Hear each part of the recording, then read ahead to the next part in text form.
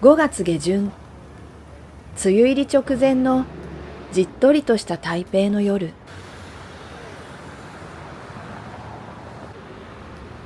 今夜はホテルリラックス5の近くの女性専用ドミトリーにお世話になります。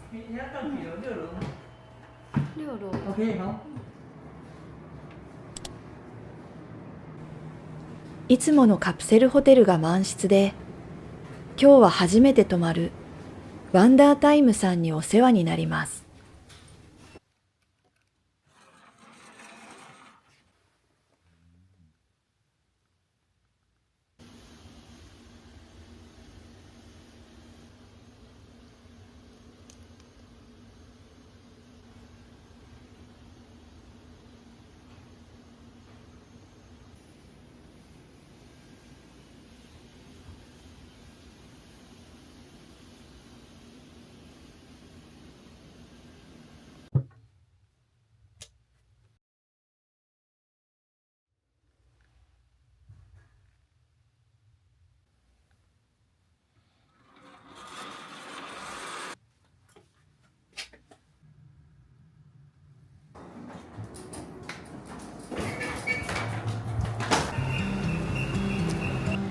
初夏の台北は梅雨入り前の貴重な晴天でした。今日はこれからジャーイーに行く。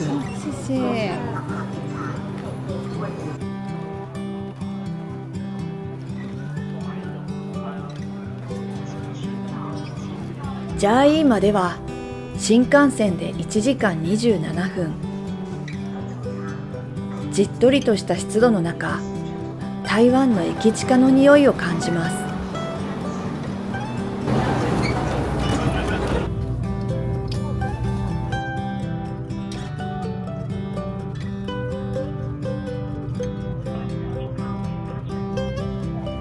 ジャーイーのジーローファンを楽しみにして、朝ごはんはポンカンジュースです。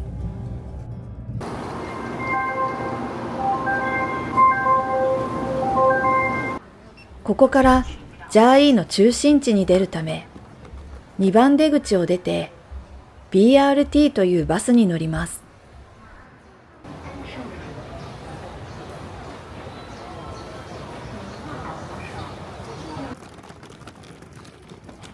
週末だからか、多くの人が並んでいました。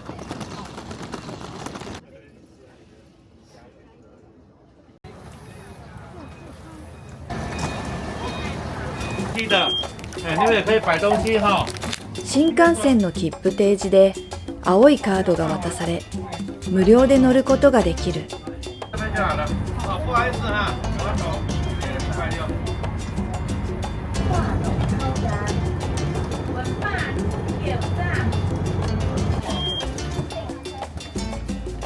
私が今回拠点とする文化路までは約40分。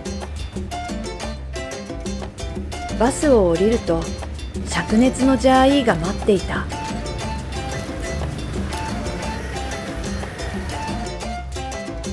体はすでに水分が抜けた干物状態。ここでパインジュースを。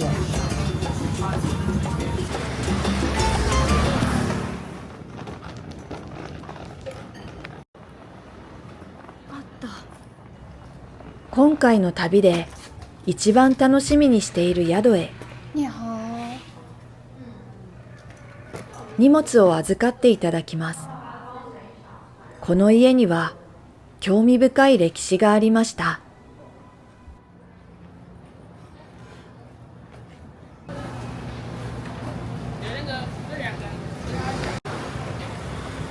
身軽になり、まずはジーローファンを求めて街歩き。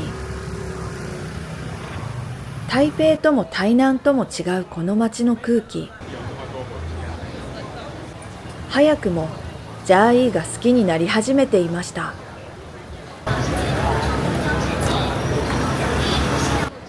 ジャーイーといえばジーローファン。人気店は行列が絶えない。街歩きしがてら、ふと目に入ったこちらのお店でいただくことに。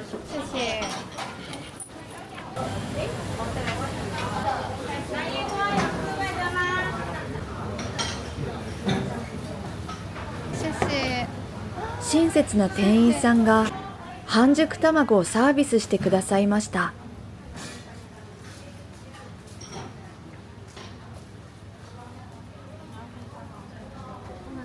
ふかふかの鶏肉にエシャロットの香ばしいタレ。半熟卵と一緒に食べるとさらに美味しい。夏バテ気味でも不思議と箸が進む。ジーローファンもまた台湾の夏に寄り添うご飯なのかもしれません。ジャーイー名物、ごちそうさまでした。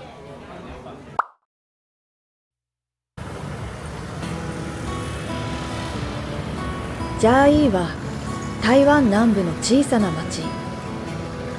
日本統治時代の建物や長く続くお店が今も残り、町には温かな時間が流れ、歴史は人々の暮らしに今も静かに溶け込んでいました。宿の近くのずっと来てみたかったフルーツ屋さん。ジャーイーの新鮮なフルーツを扱う70年以上続く老舗です。昔ながらの店内も大切に受け継がれていました。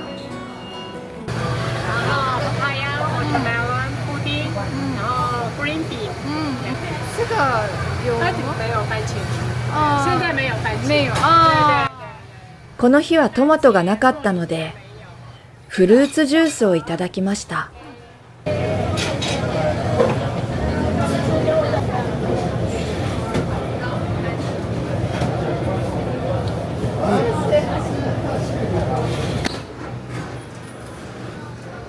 ジュースの美味しさもさることながら、お店の方がとにかく温かい。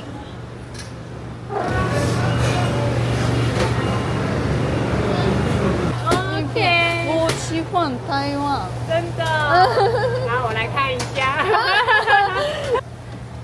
半分ぐらいワイダイ。結果的にこのフルーツ屋さんに3回行きました。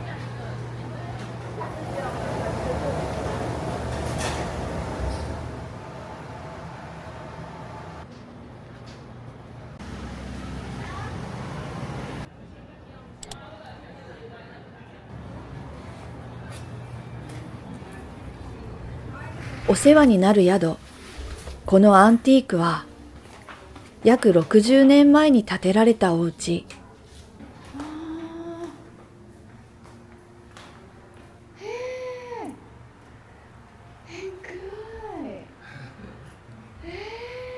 かつてこのお家には当時では珍しい日本へ留学した女性産婦人科医が暮らしていました。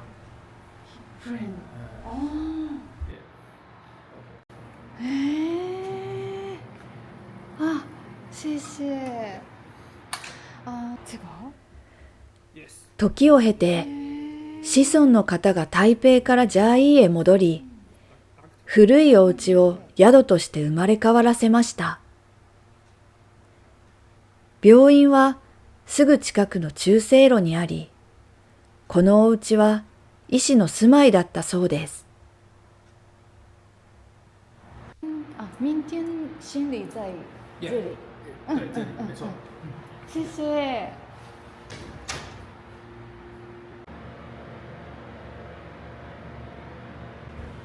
このお家に刻まれた時間をしみじみと思う。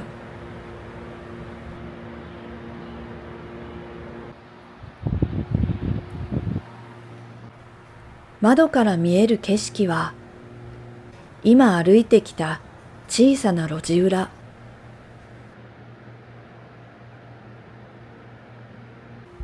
台湾と日本が小さくつながる、歴史の残るこのお家を拠点に、2日間、ジャーイーで暮らすように過ごそうと思います。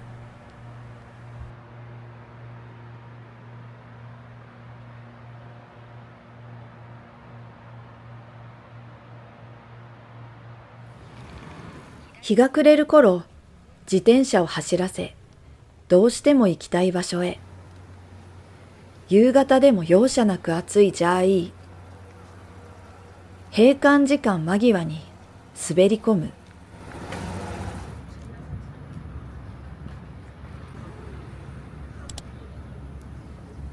晴天の真下に潔ささえ感じる真っ白な監獄。日本統治時代の1922年に完成し、1994年頃まで本当に刑務所として使われていました。当時のままかなり完全な形で残る世界でも貴重と言われている監獄。中央の監視台や刑務官の制服、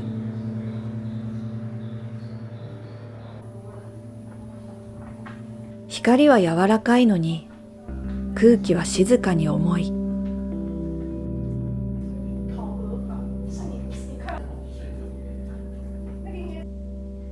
小さな独房の木の床が年月を物語っていました。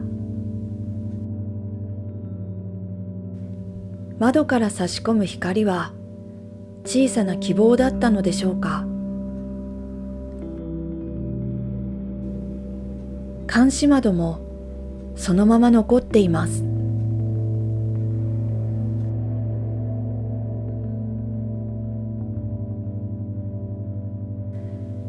館内には診療室や歯科治療室も残されていました。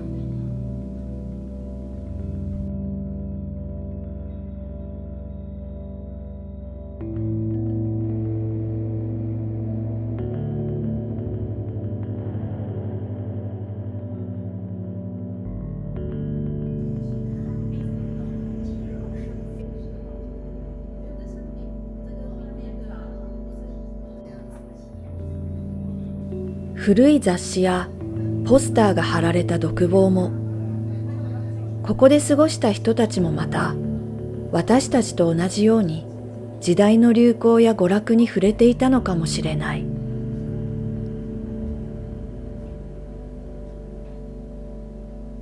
うだるような蒸し暑さの中、生々しさも残る当時の展示物を見せていただく。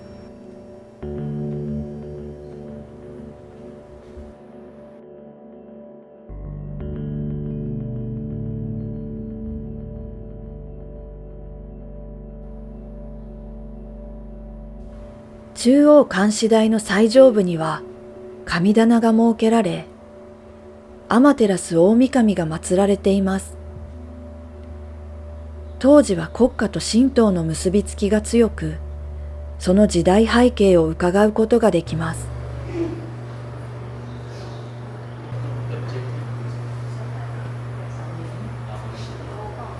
帰り道、係の方がわらばんしを見せてくださいました。吃饭配手机。春和在。ご飯食べながら携帯いじるの罪名が書いてありました。へえ。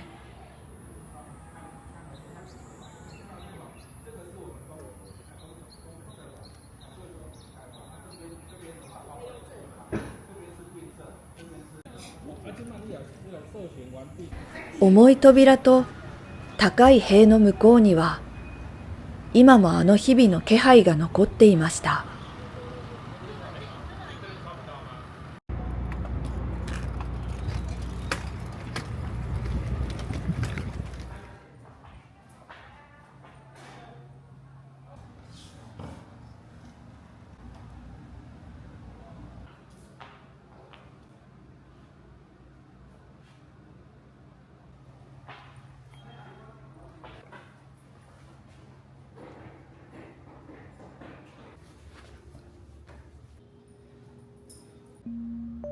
かつて受刑者たちが過ごした監獄から新しい命を取り上げる産婦人科医のお家へ帰ってきた。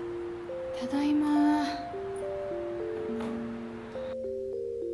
昨日まで日本でいつも通りの生活をしていたのに、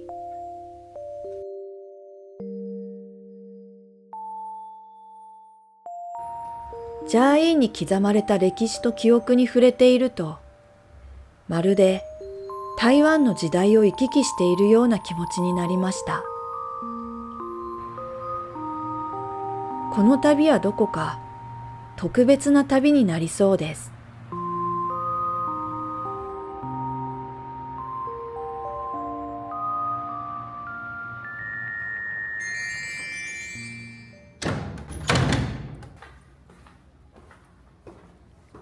この宿では部屋の鍵と玄関の鍵を預かり、戸締まりも自分で行う。これがジャーイーで暮らしているような気分でした。徒歩1分で週末の文化路夜市へ。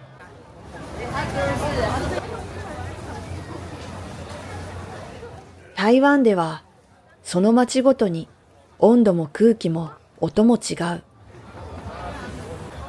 一つとして同じ台湾に出会わないんだから、台湾に来ることをやめられない。秒を横目に、路地裏のローカルなお店へ。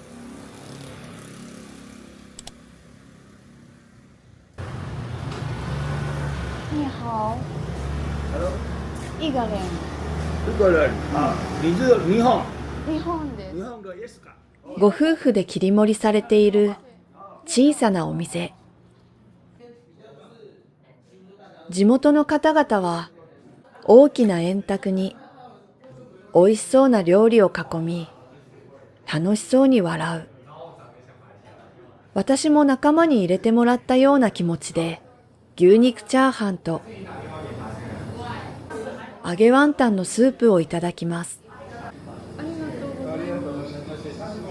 オレンジまでいただき、今夜はごちそうです。調理するお父さんの鍋を振るう音から長年の技を感じたパラリと香ばしいチャーハン。一度揚げてからスープに浮かぶワンタン。ぎゅっと詰まったあんと甘めのスープがよく合います。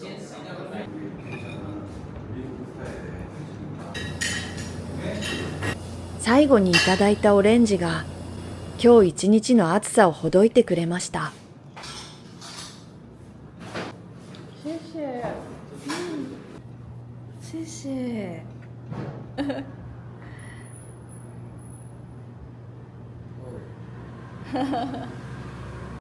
170。一杯チーズ。对。全部で170元。あ、谢谢谢谢。谢谢。バイバイ。おいしいご飯と温かい時間、ごちそうさまでした。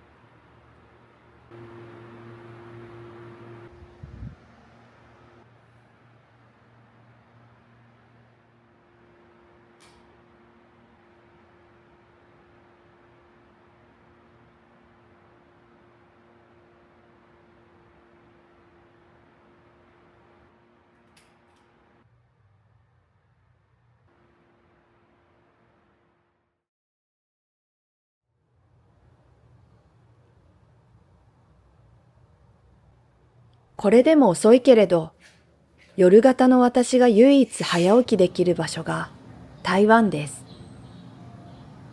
すでに30度ありますね。30度を超える台湾を楽しむには熱中症対策が必須で、水とポカリと干し梅は必需品。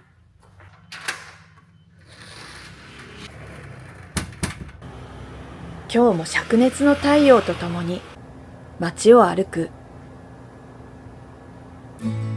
台湾の朝は市場から始まる。暑くなる前にと思ったけれど、朝から容赦ない高温多湿の洗礼。朝は特にローカルな街の日常を味わえる。路地をすり抜けるスクーターに包丁の音。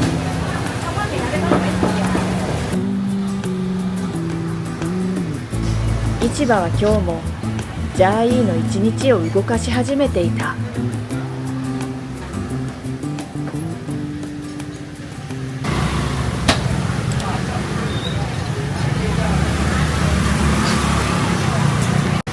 你好，内用一个人。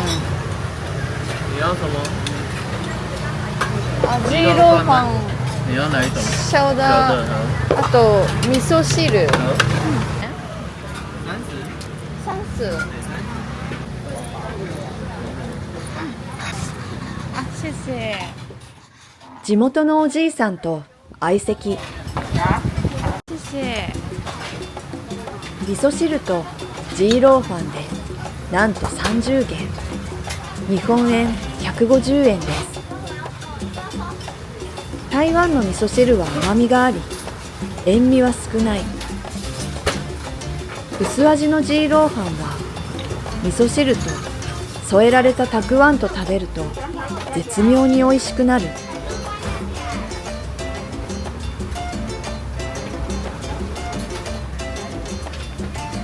ひっきりなしに地元の方が訪れる。ローカル極まりないこの空間で今日だけ朝の常連になれた気がしました。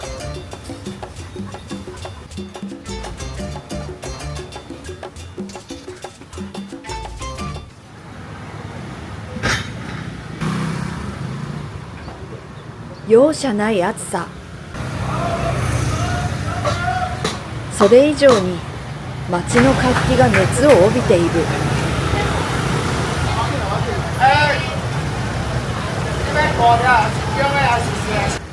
通り沿いの金物屋さん。これで家でも台湾気分を味わおう。多少钱？是这个30块的， 30。嘿，4支100，啊，我要一个。一个，好，谢谢。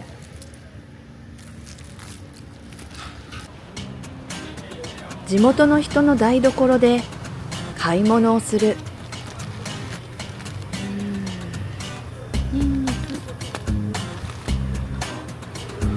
这个多少钱30， ？30。哎啊，一包， 100。谢谢谢。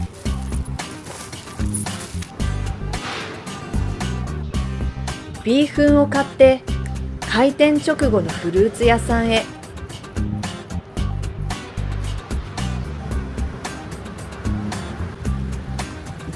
今日はトマトはあるのだろうか。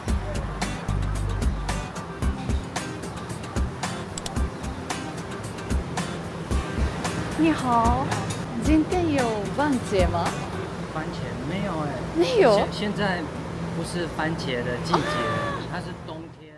トマトの季節は冬から春のようです。没关系。啊，じゃあ凤梨是。凤梨是有的，有。啊，内用。那里面做凤梨是，您做一下。谢谢。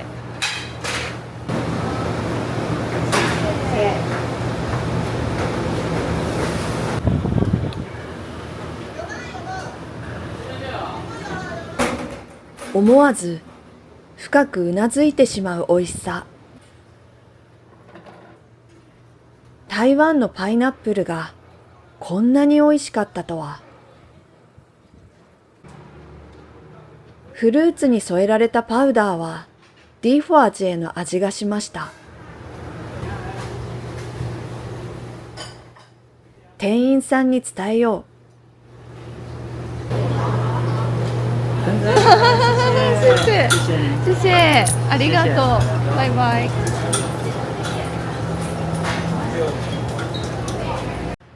宿の周りは円形になっていて、鳥の鳴き声が響く。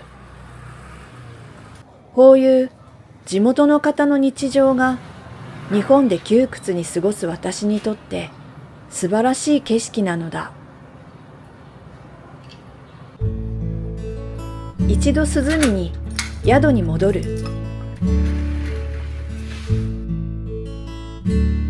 午前中の光が差し込む共同スペース。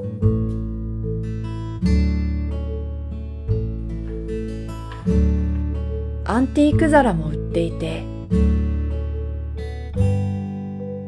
エビのレンゲにダートンのお皿。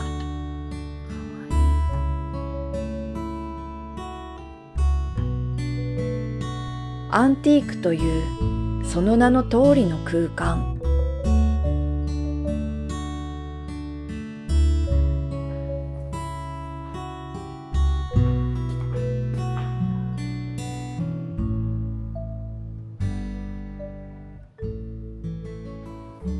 今日はもう一泊お世話になりますが、違うお部屋にルームチェンジです。新しい部屋の鍵を手に入れて、また街へ繰り出す。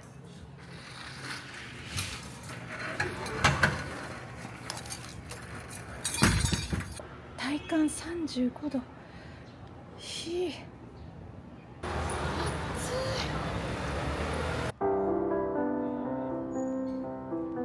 初夏のジャーイーの太陽に焼かれながら、興味深い豆腐屋さんに向かいました。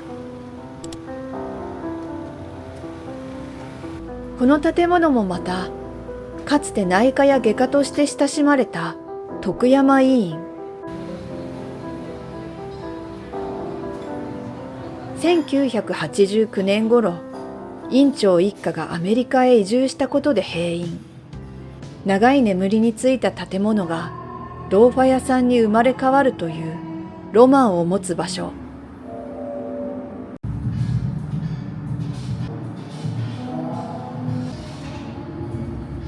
当時の寺蔵床や診察室だった雰囲気をそのまま生かしている。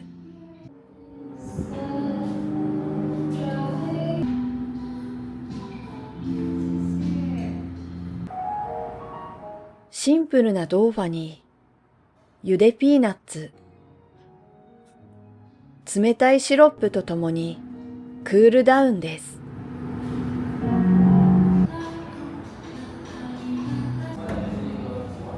このお店に来れたことも貴重な時間となりました。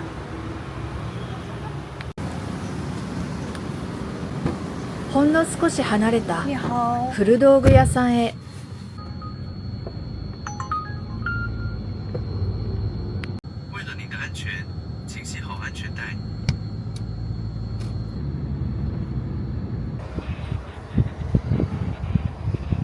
初夏の空の下にそびえるアンティークなこのお店。止まった時計がこんなにも似合う。古き良き時間を閉じ込めた店内。雑誌にも載りましたとオーナーさんが見せてくださった。鈴木眼科院って書いてある。かわいい。何？野球？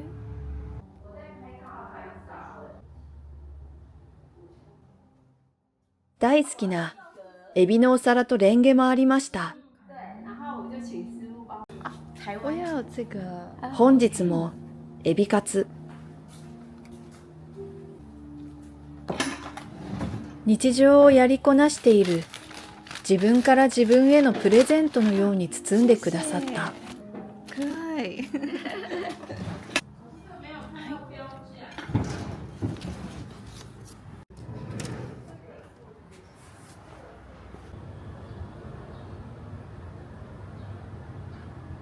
ここから歩いてすぐのところに興味深いカフェを見つけた。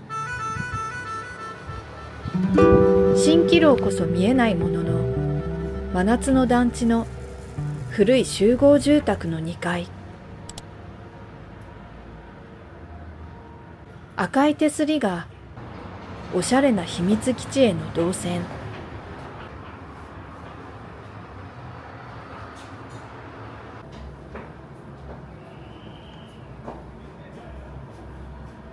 一个人啊，谢谢。この雰囲気は何だろう。木製のアンティークな家具とランプが一人一人を迎えてくれる。昼でもなく夜でもない夕方3時ごろ、1時間だけ大切に時間を過ごしたくなるような場所。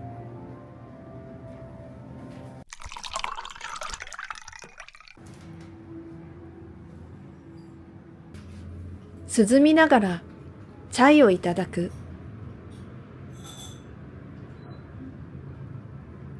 ランプの明かりが自分の時間を照らしてくれる。不思議な空間で添えられた蜂蜜ケーキにも癒される。谢谢。 Welcome to our Jai. 啊，谢谢。你，拜拜。不思議なカフェを後にし、次の目的地へ。你好。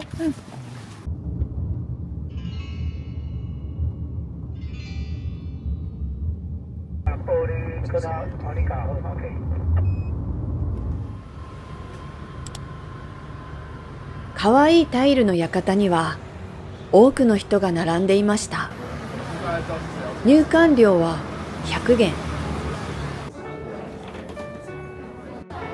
小さな正方形に一つ一つ歴史が刻まれていると思うと尊い。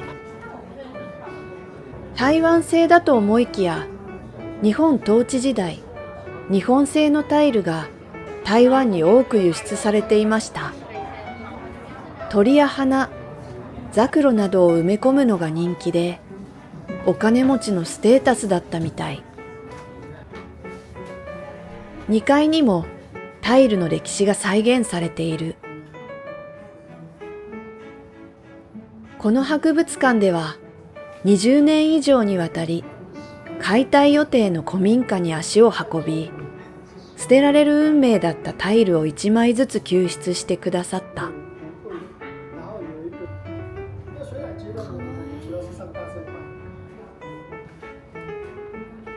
洗浄と修復を続けて2016年に開館。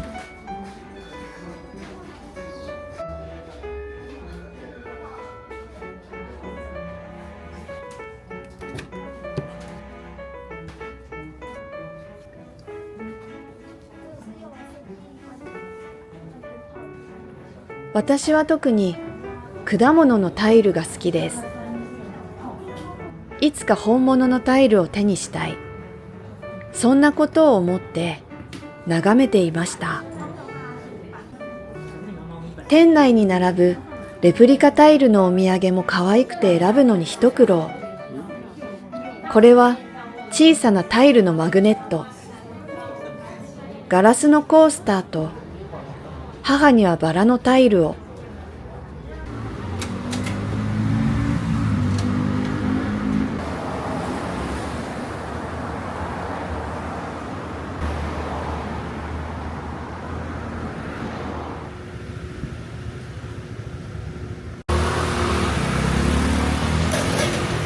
すっかり夕方になり、西日に照らされながらジャーイーのもう一つの名物を食べに行く。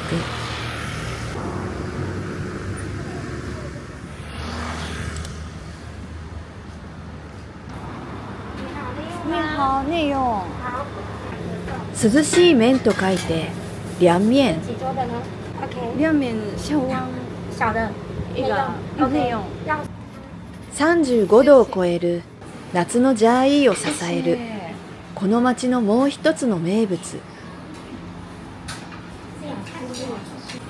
平らの麺にごまだれ、千切りきゅうり、甘いマヨネーズとニンニクがかかった涼しいだけじゃないパワーフード。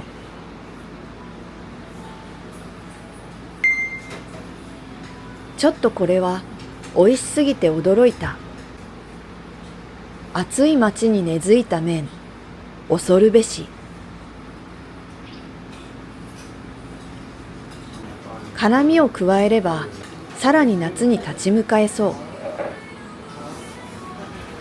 ジャーイーでは朝から食べられる店もあるようです。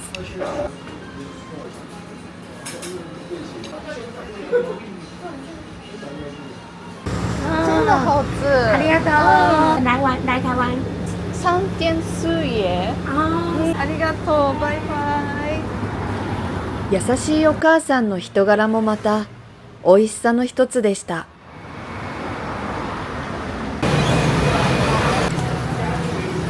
3回目のフルーツ屋さん。你好。回去啊。啊，有西瓜。西瓜。今度はスイカをいただきます。谢谢。这是盐巴哦。甘くてみずみずしい。西日に連れて行かれたミネラルをスイカで補給。漂亮。漂亮。谢谢。这是高雄。对，高雄，对不对？お店のお姉さんがチャンネル登録してくださって、先日高雄に行ったことを話すと、シャオリョウ町という小さな島を教えてくださった。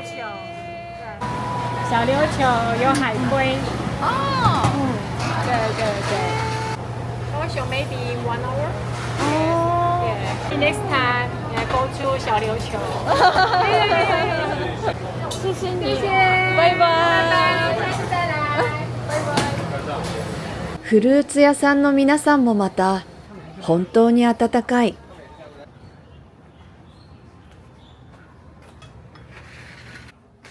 今日は3階のお部屋にルームチェンジです。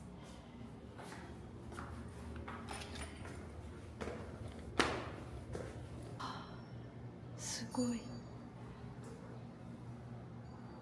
今日のお部屋だそうです。これ部屋なの？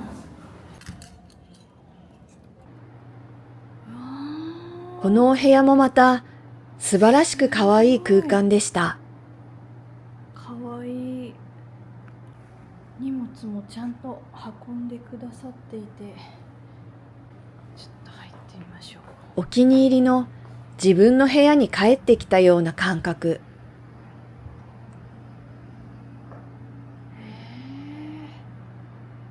素晴らしい。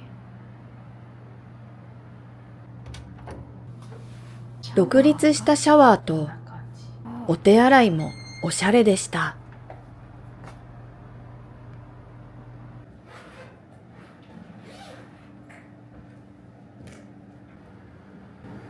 夏のジャーイーの街から自分の家に帰ってきたみたいで、この部屋のインテリアもまた細部まで抜かりない可愛さ。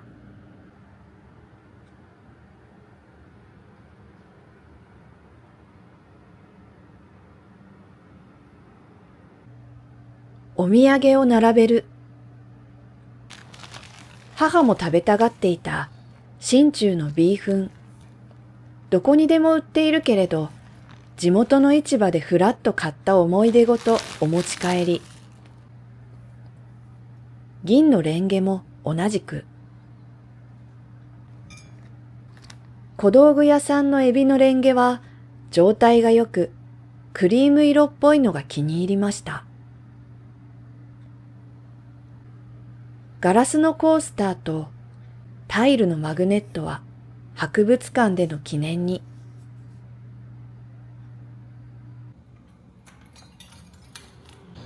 宿の周りは夜は静寂に包まれ、鳥の鳴き声が響く。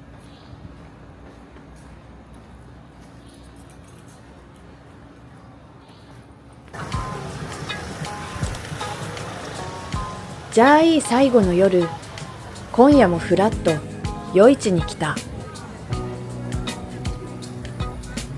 美味しそうな鶏の唐揚げを買って、生ぬるい風の夏のジャーイーの夜を歩く。一个科胶饼，两个100哦。あとはフージャオピンを買ってお家で食べよう。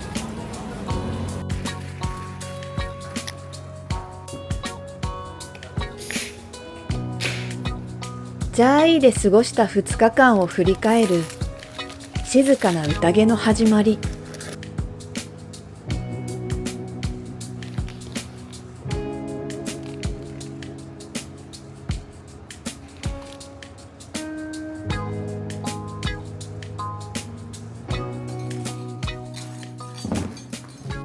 ただいま。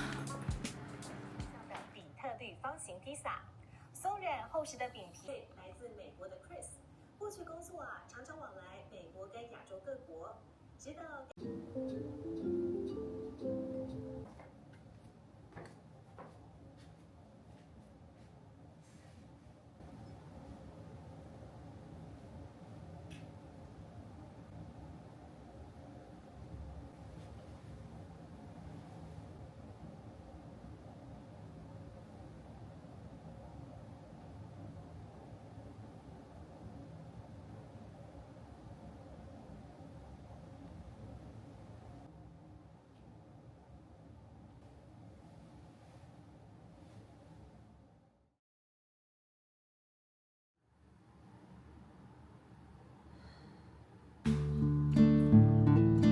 早朝、屋上に行きました。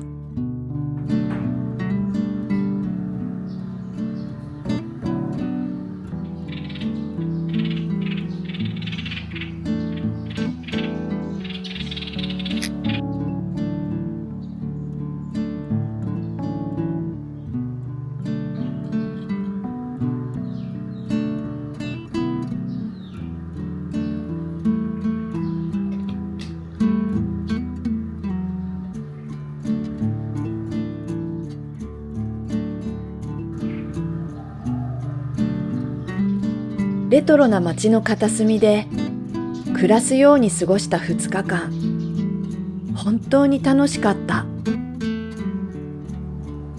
ありがとうございました。寂しいけど桃園に向かいます。谢谢你。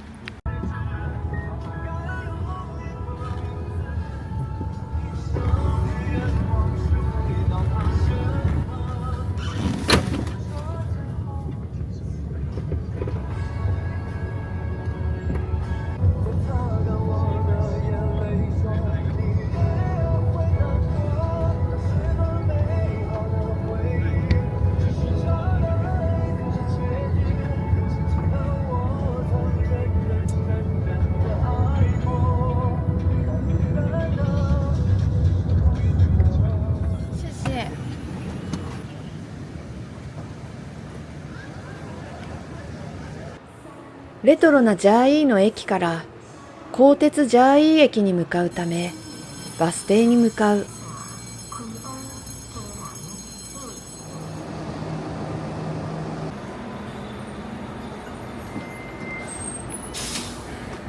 自由友爱，自由友爱，自由友爱。下车的。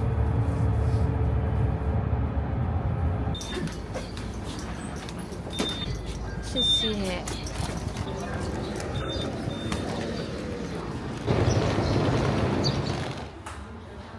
モスバーガーでチキンバーガーとレモンティーを。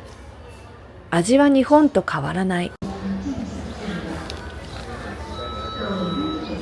隣のコンビニで一番好きなバンチャオのパイナップルケーキといつものお菓子を買って重量測定。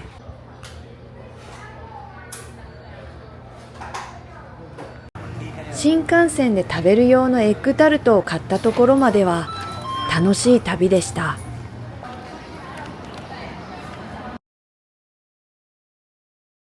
Any train. Any train. You can take any train. Okay. Any train.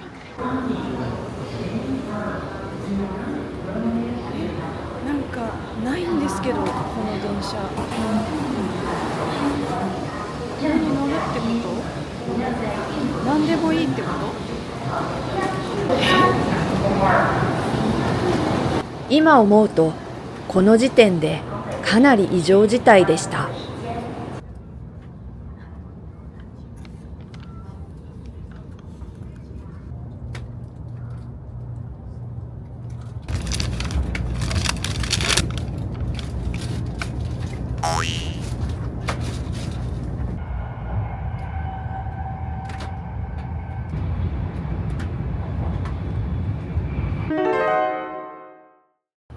嫌な予感がしました。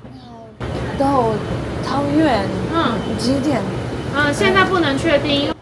この時点で飛行機の時間に間に合うのか不安になってきました。Maybe it's okay. Maybe. なんか信号の故障でこんなにディレイが発生しているということです。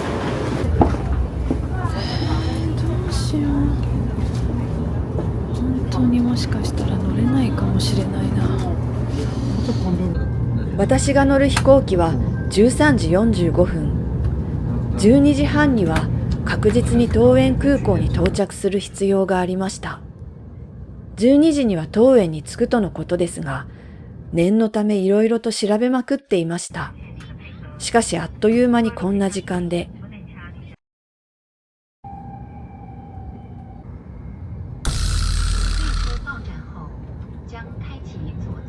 絶対間に合わないんだけど、ちょっと行ってみます。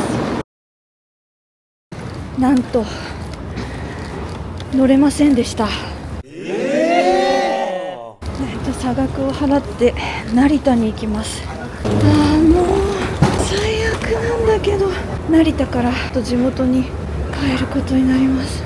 差額が12,000円でした。新幹線入れたら22,000円くらいです。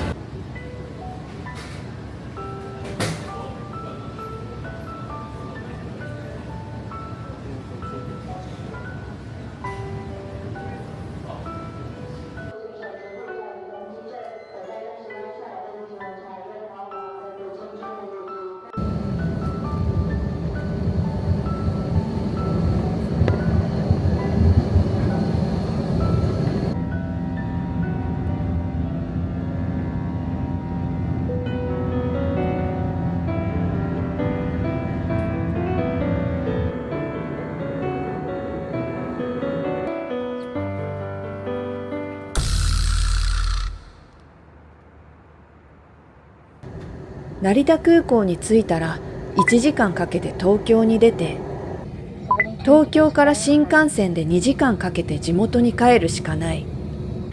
そもそも成田空港という大都会に降り立ったことがなくて、都会に怯えながら移動。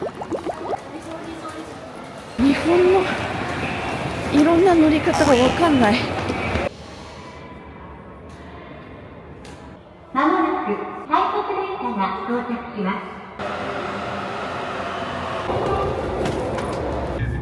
千葉、東京。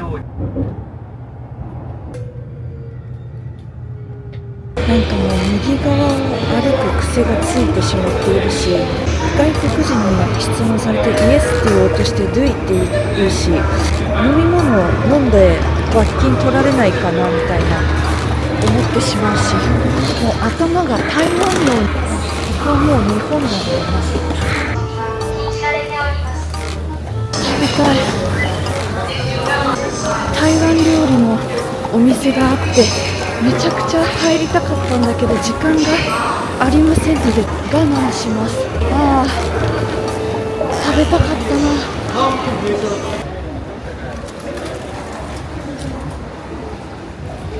無事に乗れました。朝の8時から15時間移動してました。本当の恐怖は数日後にやってきました。買い直した約1万2000円だと思っていた飛行機代の請求金額は約1万2000台湾ドル、日本円約6万3000円。交通費総額7万7025円が消えました。皆さんも帰国当日は時間に余裕を持った行動と日本円への換算だけはどうかお忘れなく。